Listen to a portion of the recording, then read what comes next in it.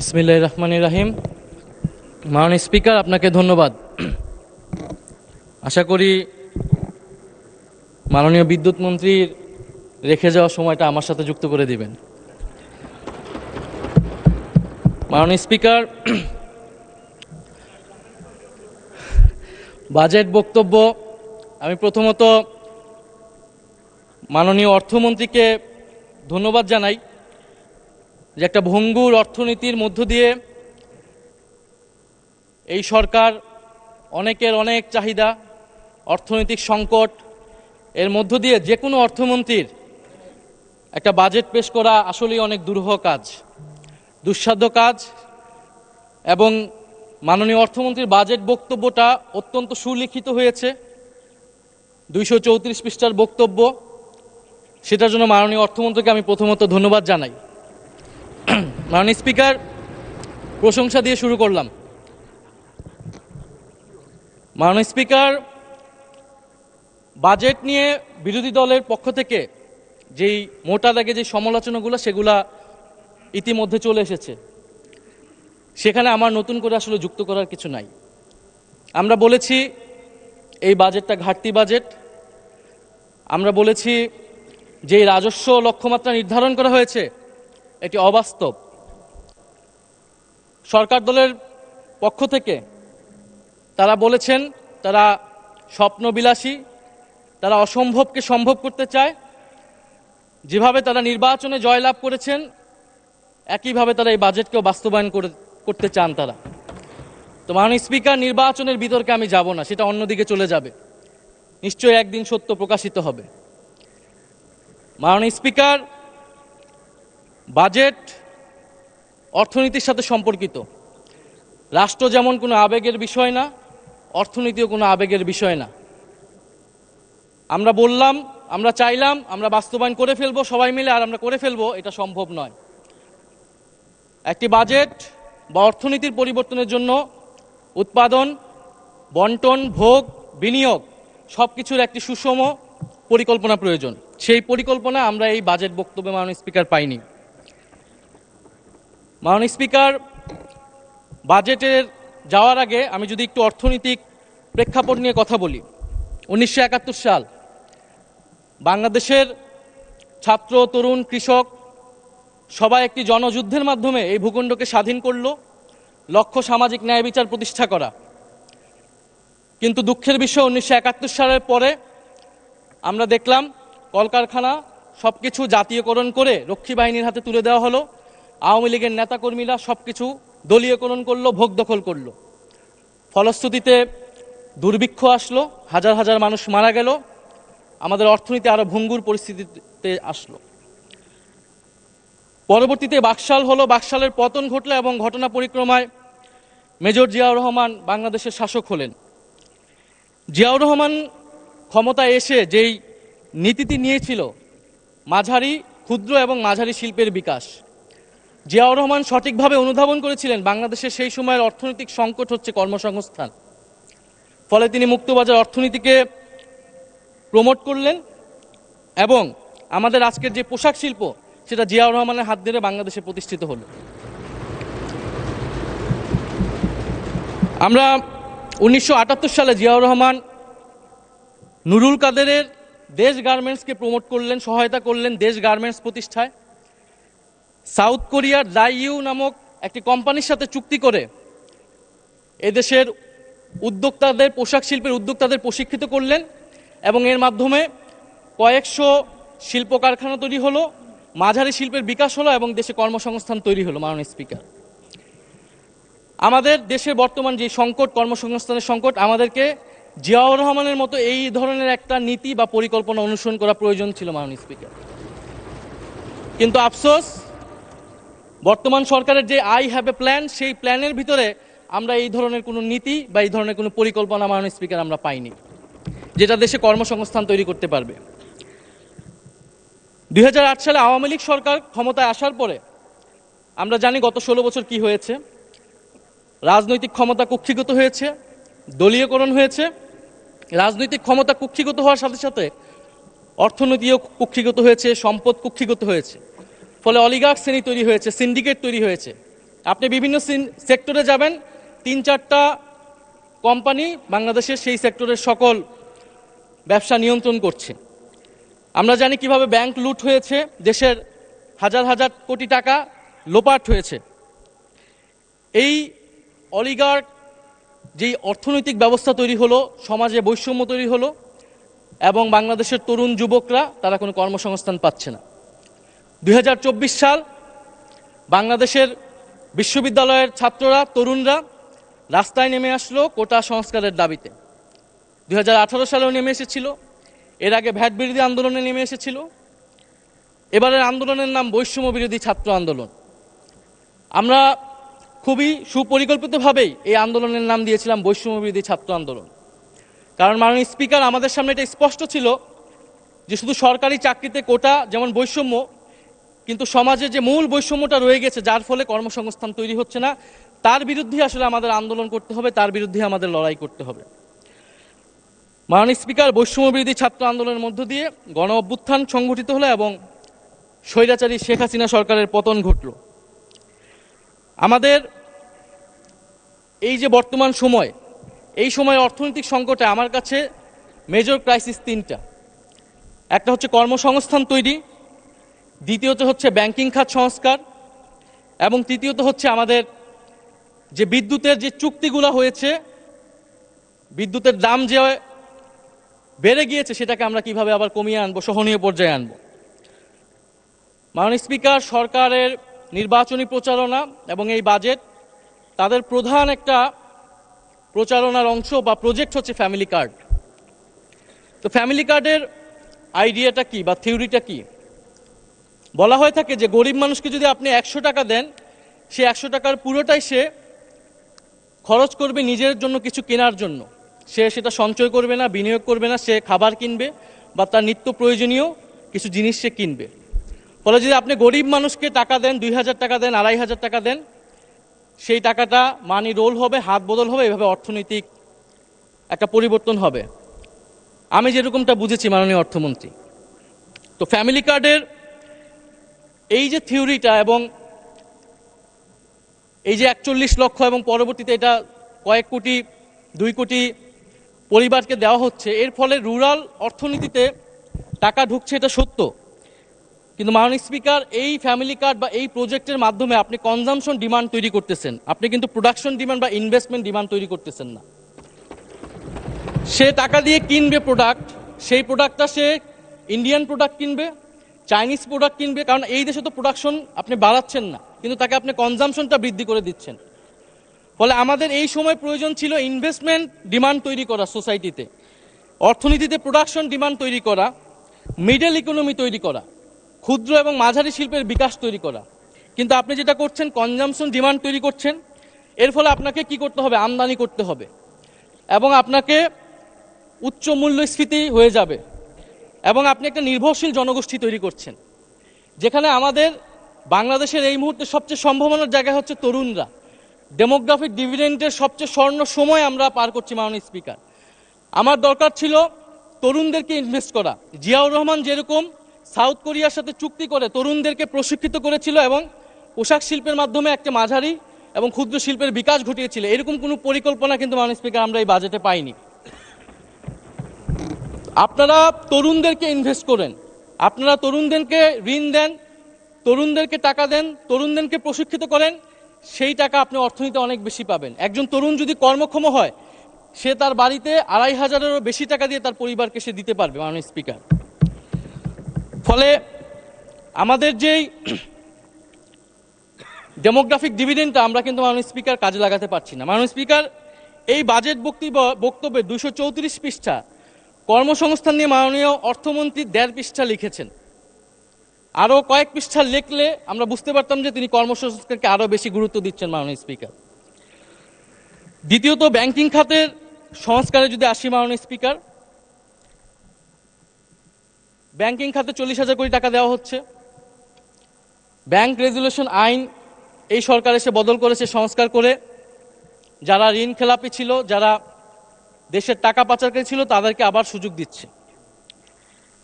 মাননীয় স্পিকার, যারা ঋণ খেলাপি ছিল, যারা দেশের টাকা লুট করেছে, বিদেশে পাচার করেছে, আর যারা গণহত্যা করেছে, তাদের অপরাধ আমি খুব ভিন্ন কিছু দেখি না মাননীয় স্পিকার। দুইটাকে সমান অপরাধী হিসেবে আমি দেখি।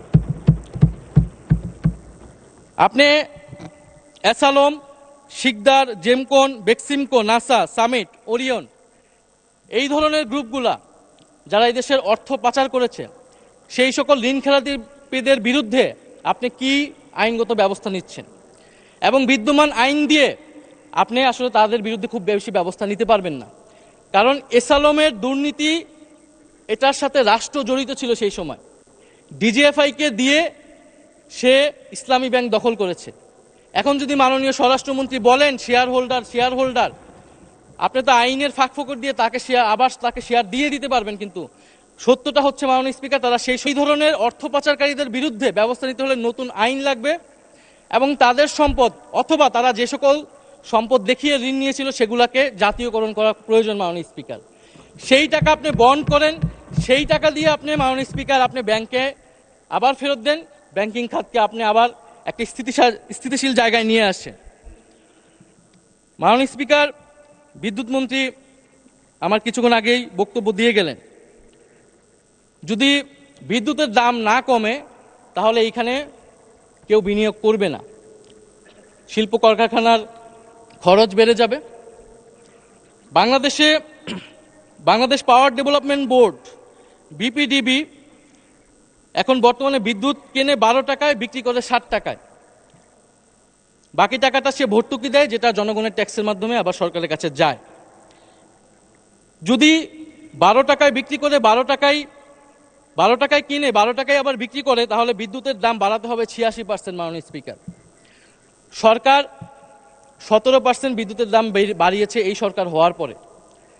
গ্রামে গ্রামে লোডশেডিং হচ্ছে, মানুষ বিদ্যুৎ পাচ্ছে না। যদি আমাদেরকে এই ব্যবস্থা আমরা রাখি, আমাদেরকে সরকারকে অবশ্যই বিদ্যুতের দাম বাড়াতে হবে, সরকারের কিছু করার থাকবে না। কারণ আমরা জানি ক্যাপাসিটি চার্জের মাধ্যমে প্রতি বছর 99,000 থেকে 1,65,000 কোটি টাকা ক্যাপাসিটি পেমেন্ট দিতে হচ্ছে সরকারকে।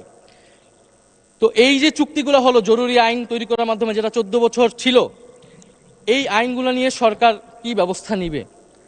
মাননীয় অর্থমন্ত্রী তার বাজেট বক্তব্যে একটি লাইন বলেছেন যে এটা নিয়ে তারা পর্যালোচনা করবেন এবং ব্যবস্থা নেবেন, প্রয়োজনীয় ব্যবস্থা।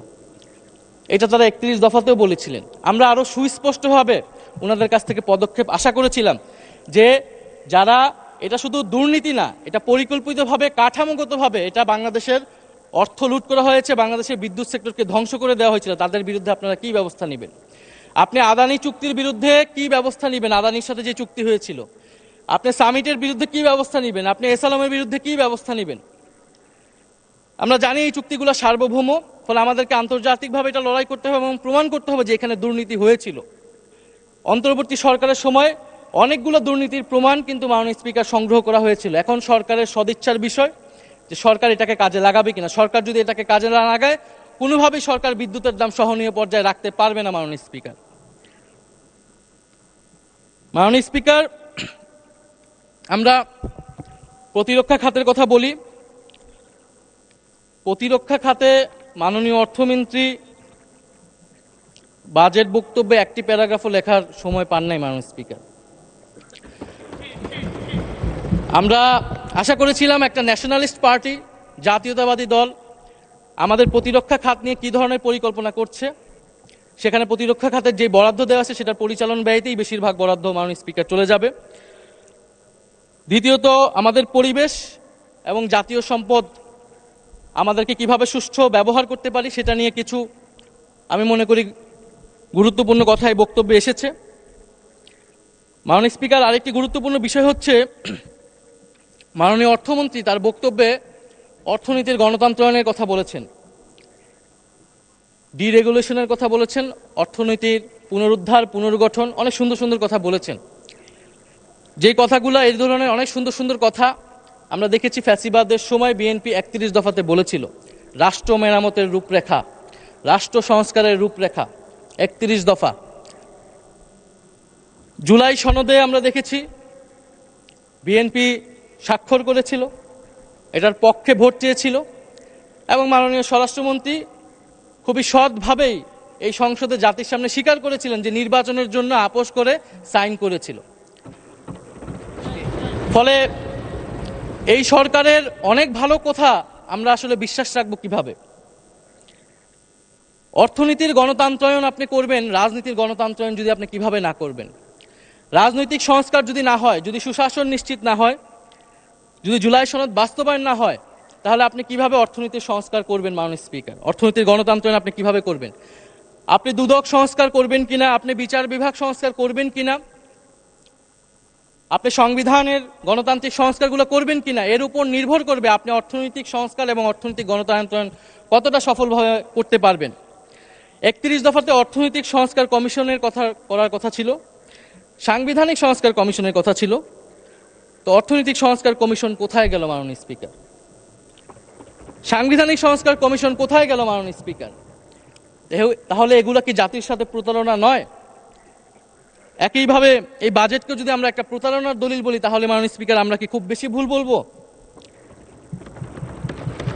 মাননীয় স্পিকার, এই বাজেটে আমরা যেটা বলেছি যে রাজস্ব আপনি বাজেটে ঘাটতি বাজেট করছেন। কেইনসীয় অর্থনীতিতে যখন মহামন্দা চলে তখন ঘাটতি বাজেট করে, তখন মুদ্রা ছেড়ে দেওয়া হয় যাতে চাহিদা বৃদ্ধি পাইলে কর্মচাঞ্চল্য তৈরি হবে, সমাজে অর্থনীতি বেগবান হবে। কিন্তু মাননীয় স্পিকার, এইখানে যেই আমাদের রাজস্ব ধরা হয়েছে আর আমাদের যে পরিচালন ব্যয় 6,21,000 কোটি টাকা, আমাদের কিন্তু এই রাজস্ব তো উঠবে না আমরা জানি, আমরা কিন্তু ঘাটতি বাজেট দিয়ে আমরা আসলে বিনিয়োগ করি যাতে পরবর্তীতে সুফলটা আবার রাষ্ট্র পায়, জনগণ পায়। কিন্তু আমাদের যে পরিচালন ব্যয় ধরা হয়েছে, এটাই কিন্তু মাননীয় স্পিকার আমাদেরকে ঋণ করা লাগবে, এবং এই ঋণ কোথায় গিয়ে শেষ হবে? বিগত আমলে আমরা দেখেছি দেশকে ঋণগ্রস্ত করা হয়েছে, প্রচুর ঋণ নেওয়া হয়েছে। ফলে ঠিক অর্থনৈতিক গুণগত পরিবর্তনটা বিগত সময় থেকে কোথায় হলো, এটা আমাদের কাছে মাননীয় স্পিকার ধরা পড়ছে না। মাননীয় স্পিকার, আমি একটু অন্য বিষয়ে যেতে চাই। আমাদের একজন সরকার দলীয় মাননীয় সংসদ সদস্য তার এক বক্তব্যে বলেছেন যে এখন অনেকে গাড়ি চড়ে, যে আগে তারা কি চড়তো বা রিক্সায় চড়তো, এখন তারা গাড়ি চড়ে, এরকম একটা কথা বলেছেন মাননীয় স্পিকার। মাননীয় স্পিকার, আজকে মাসের কত তারিখ? 28। আমি রেন্টে কারে ভাড়া নিয়ে একটা গাড়ি আমি ব্যবহার করা লাগে আমার নিরাপত্তার জন্য, তো সেই গাড়ি ভাড়াটা এখন মাননীয় স্পিকার দিতে পারি নাই মাসের শেষ। তো আমাদের সরকার দলীয় অনেক নেতা তারা জেলে থাকা অবস্থায় তাদের সম্পদ মাননীয় স্পিকার কয়েক গুণ বৃদ্ধি পেয়েছে আওয়ামী লীগ আমলে, মাশাআল্লাহ। এই আমলে সেটা কয়েক গুণ বৃদ্ধি পাবে মাননীয় স্পিকার, এটা আমরা জানি না। যারা ধান খেতে, পাট খেতে মাননীয় স্পিকার থাকতে হতো, 5ই আগস্টের পরে তাদের জীবনের কি পরিবর্তন হয়েছে তারা তাদের প্রতিবেশীরা মাননীয় স্পিকার খুব ভালো করেই জানে। মাননীয় স্পিকার, জুলাই ফাউন্ডেশন নিয়ে কিছু কথা বলতে চাই। জুলাই ফাউন্ডেশন গণ অভ্যুত্থানের পরে অন্তর্বর্তী সরকারের সময় গঠিত হয়েছিল। এই ফাউন্ডেশনটি বর্তমানে অর্থাভাবে চলতে পারছে না। সরকারের কাছে, অর্থমন্ত্রীর কাছে আবেদন থাকবে, ওনারা অনেক টাকা খরচ করছে বিভিন্ন জায়গায়, এই ফাউন্ডেশনে যাতে ওনারা একটা বরাদ্দ দেয়, এটার জন্য খুব বেশি খরচ হবে না। সরকার বিভিন্ন ফাউন্ডেশন এমনিতে পরিচালনা করে। জুলাই গণ অভ্যুত্থান অধিদপ্তর যেটা, সেইটার একটা ফাংশন আছে, কিন্তু জুলাই ফাউন্ডেশনের মাধ্যমে পুনর্বাসন, কাউন্সিলিং সহ অনেকগুলো কাজ যেটা সরকারি অধিদপ্তরের মাধ্যমে সম্ভব হবে না। ফলে আমরা আশা করব যে জুলাই ফাউন্ডেশনের অর্থমন্ত্রী বরাদ্দ দিবেন। জুলাই গণ অভ্যুত্থান জাদুঘর, শোনা যাচ্ছে যে সরকারের একটা অংশ জাদুঘরটাকে খুলতে দিচ্ছে না, আমরা জানি না এটা সত্য কিনা, আমরা আশা করব এই কথাটা যাতে সত্য না হয়। এবং 5ই আগস্টের মধ্যেই জুলাই আসতেছে, এর মধ্যে যাতে জুলাই গণ অভ্যুত্থান জাদুঘর সেটাকে ওপেন করা হয়। মাননীয় স্পিকার, আরেকটু অন্য বিষয়ে যেতে চাই, যেটা দুর্নীতি নিয়ে অনেকেই কথা বলেছেন। দুর্নীতি রোধ করার জন্যই মাননীয় স্পিকার সুশাসন এবং রাজনৈতিক সংস্কারের প্রয়োজন ছিল, গণভোট বাস্তবায়নের দরকার ছিল। মাননীয় স্পিকার, দুর্নীতি নিয়ে একটা গল্প আছে। এক ভারতীয় যুবক এবং এক বাংলাদেশি যুবক একসাথে বিলেতে পড়াশোনা করতে গিয়েছে। সেখানে তাদের পরিচয় এবং তারা সেখানে কোনো রকমের ডিগ্রি নিয়ে দেশে ফিরেছে। তো দেশে ফিরে তাদের কাছে মনে হয়েছে তারা যদি ধনী হতে চায় তাহলে রাজনীতি হচ্ছে তাদের জন্য সবচেয়ে সহজ অপশন। দুজনেই রাজনীতিতে যুক্ত হলো এবং দুজনেই অল্প সময়ের মধ্যে ওই সংসদের সদস্য হয়ে গেল দুই দেশের। এর মধ্যে ভারতীয় যে যুবক ছিল সে অনেক ধন সম্পদ করে ফেললো এবং সে বাংলাদেশি যুবককে তার দেশে দাওয়াত দিল। তো বাংলাদেশি যুবক ভারতে গেল এবং বিমানবন্দরে নেমেই সে জিজ্ঞেস করলো যে তুমি কিভাবে এত ধন সম্পদ করতে পেরেছো। তো ভারতীয় যুবক বলল যে তুমি যখন বিমানবন্দরে আবার যখন ফেরত যাবা তখন আমি সেই রহস্যের কথা বলবো। তো সে ভারত ঘুরে আবার যখন ফেরত যাচ্ছে বিমানবন্দরে, তখন রাস্তায় সে ভারতীয় যুবক নদীর উপরে একটা সেতু দেখাচ্ছে যে এই সেতুটা দেখছো, এই সেতুর অর্ধেক হচ্ছে আমার ধন সম্পদের উপর দাঁড়িয়ে আছে। বাংলাদেশি যুবকটা সেই ইঙ্গিতটা বুঝতে পারলো এবং দেশে ফিরতে আসলো। দেশে ফেরত এসে কয়েক বছরের মধ্যে সেও অনেক ধন সম্পদের মালিক হয়ে গেল এবং ভারতীয় যুবককে আবারও বাংলাদেশে দাওয়াত দিল। ভারতীয় যুবক বাংলাদেশে আসলো, এসে সেই বাংলাদেশি যুবককে বলল কোথায় তোমার সেতু কোথায়। তো বাংলাদেশি যুবক বলল যে তুমি থাকো 2 দিন, যাওয়ার সময় বিমানবন্দরে আমি তখন তোমাকে এই রহস্যের কথা বলবো। তো 2 দিন থেকে সে যখন বিমানবন্দরে আবার বিদায় দিতে জানাচ্ছে ভারতীয় যুবককে, তখন সে নদীর উপরে একটা সেতু দেখাচ্ছে যে ওই যে দেখছো সেতুটা, ওই সেতুটার উপরে আমার ধন সম্পদের উপরে সেতুটা দাঁড়িয়ে আছে। ভারতীয় যুবক বলল কোথায়, সেতু কোথায়? তখন বাংলাদেশি যুবক বলল তুমি যদি সেতু দেখতেই তাহলে তার আমার ধন সম্পদ এতটা হতো না। তো মাননীয় স্পিকার, বাংলাদেশের উন্নয়ন, মেগা প্রকল্প, মেগা প্রজেক্ট, এগুলোর মাধ্যমে ধন সম্পদ কিভাবে তৈরি হয়, আমলাতন্ত্র, রাজনীতিবিদ, ব্যবসায়ী চক্র কিভাবে ফুলে ফেপে বড় হয়েছে, এটা আমরা জানি। এইটাকে চেক অ্যান্ড ব্যালেন্স করার জন্য, এটাকে অ্যাকাউন্টেবল করার জন্য, জবাবদিহিতার আওতায় আনার জন্য মাননীয় স্পিকার হচ্ছে জুলাই সনদ এবং গণভোট অনুষ্ঠিত হয়েছিল। আপনি যে লোকাল লেভেলে ফ্যামিলি কার্ড দিচ্ছেন সেখানে যে দুর্নীতি হবে না তার কি গ্যারান্টি? আপনি কিভাবে সেটা নিশ্চিত করবেন যে সেটা যার প্রাপ্য সে পাবেন? আপনি কি স্থানীয় প্রশাসনকে শক্তিশালী করেছেন? আপনি কি স্থানীয় সরকারকে সংস্কার করেছেন? আপনি তো সেখানে দলীয় প্রশাসক বসিয়ে রেখেছেন। ফলে মাননীয় স্পিকার, দুর্নীতিকে রোধ করতে হলে আমাদেরকে অবশ্যই আমাদেরকে গণভোট বাস্তবায়ন করতে হবে, গণভোটের রায়, সংস্কার এবং জুলাই সনদ বাস্তবায়ন করতে হবে। মাননীয় স্পিকার, আমি শেষের দিকে এসে গিয়েছি, আরেকটি বিষয়ে যাব। এই সরকার আসার পরে সীমান্তে প্রায় 10 জনের মতো ভারতীয় দেওয়া হয়নি। সরকারি দল, বিরোধী দল, সমালোচনা, প্রশংসা, এত কথা হলো, আমরা কি 1 ঘন্টা সময় মাননীয় স্পিকার বের করতে পারতাম না পুশিন নিয়ে আলোচনা করার জন্য? আমরা বিএনপির নামের সাথে জাতীয়তাবাদ শব্দটা আছে, আমরা দেখতে চাই তারা কিভাবে সীমান্ত হত্যা বন্ধ করে মাননীয় স্পিকার, এবং সেই বিষয়ে আমরা সর্বাত্মকভাবে সহযোগিতা করব।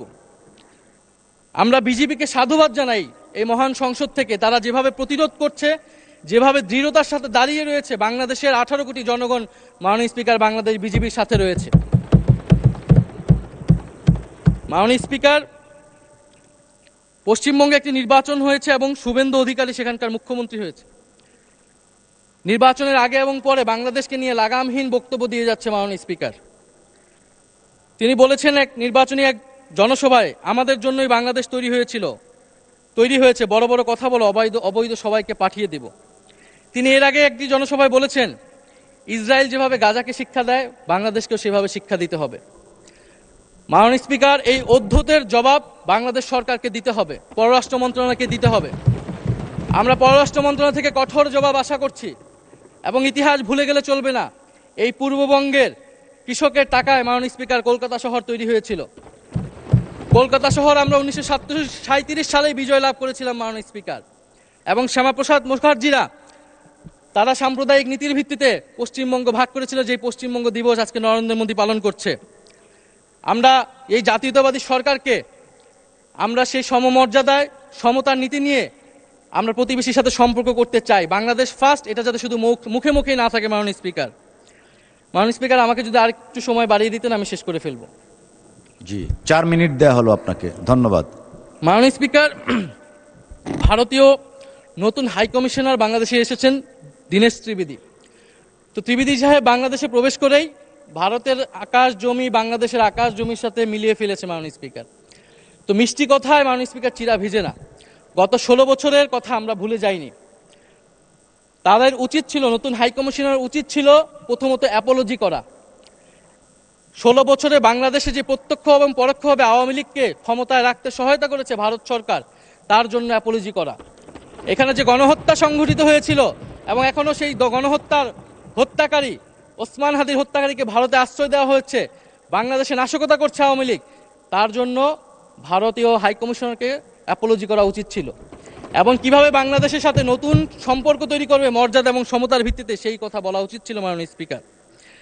মাননীয় স্পিকার, আমরা সর্বশেষ বলতে চাই যে এই বাজেট অধিবেশন আমরা সবাই চাই বাংলাদেশের অর্থনৈতিক সমৃদ্ধি। আমার আজকের বক্তব্যের মূল কথাটাই ছিল যে এই দেশের তরুণদেরকে আপনারা কাজে লাগান, তরুণদেরকে কর্মক্ষম করুন, প্রশিক্ষণ দিন, প্রশিক্ষণ দিয়ে বিদেশে পাঠান, তরুণদেরকে দেশে প্রশিক্ষিত করে ক্ষুদ্র মাঝারি শিল্পের বিকাশে সহায়তা করুন। এবং আমাদের এই বঙ্গীয় বদ্বীপের সার্বভৌমত্ব আমরা রক্ষা করতে চাই। আমাদের সীমান্ত, আমাদের নদী, পানি, সাগর এবং অর্থনীতিকে রক্ষা করার লড়াই মাননীয় স্পিকার আমরা চালিয়ে যেতে চাই। আমরা মনে করি এই লড়াই এখনকার লড়াই না মাননীয় স্পিকার, এটা আমাদের পূর্বসূরীরা এই লড়াই চালিয়েছেন। 1947 সালে আমরা আমাদের কৃষকেরা জমির অধিকারের জন্য লড়াই করেছেন, পেয়েছেন জমির অধিকার। 1971 সালে আমরা স্বাধীন ভূখণ্ড পেয়েছি, 24 সালে আমরা সার্বভৌমত্ব পেয়েছি। মাননীয় স্পিকার, এই লড়াই চালিয়েছিলেন হাজী শরীয়তুল্লাহ ফরাজি আন্দোলনের মাধ্যমে, এই লড়াই চালিয়েছিলেন তিতুমির বাঁশের কেল্লার মাধ্যমে, এই লড়াই চালিয়েছিলেন হাবিলদার রজব আলী সিপাহী বিদ্রোহের, এই লড়াই শাহজালাল চালিয়েছিলেন গৌর গোবিন্দের বিরুদ্ধে। মাননীয় স্পিকার, আমাদের যে 100 বছরের সংগ্রাম, এই দেশের ভূখণ্ড, মাটি, আমাদের স্বাধিকার, আজাদি রক্ষা করার লড়াই, এই হাজারো সংগ্রাম লড়াইয়ের মধ্য দিয়ে আমরা একটা দেশ পেয়েছি যার নাম বাংলাদেশ। এই দেশকে আমরা রক্ষা করতে চাই, এই দেশকে আমরা ঐক্যবদ্ধ করতে চাই।